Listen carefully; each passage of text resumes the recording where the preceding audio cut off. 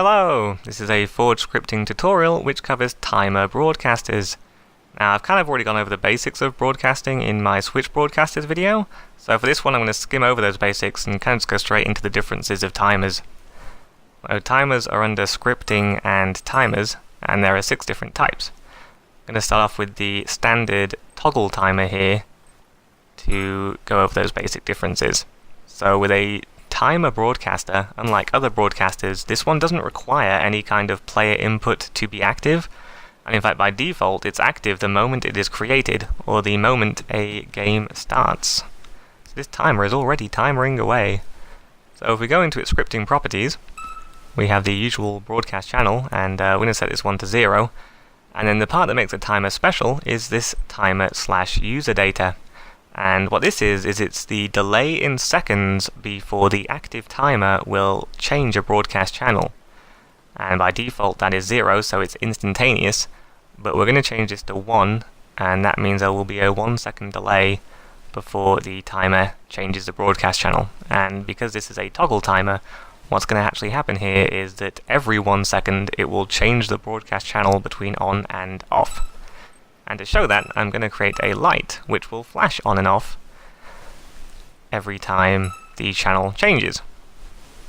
So as you can see, I've hooked it up, and indeed every 1 second the light flashes between on and then off again. The other variant then of a timer is the once timer. So the timer toggle here has a once variant, and what this will do is that instead of the delay recycling and looping and changing the channel over and over again, the delay will only happen once. So here there will be a 1-second delay when the timer activates, and as you can see the light changes, but then that's it. It's not going to keep looping and doing it over and over again. It'll just do that one time while the timer is active. And as I said, timers are active by default the moment the game starts, but you can control that using other broadcasters. So I'm going to create a Switch broadcaster here to do that. So I'm just setting up the standard Switch, and I will be setting this to broadcast channel 63.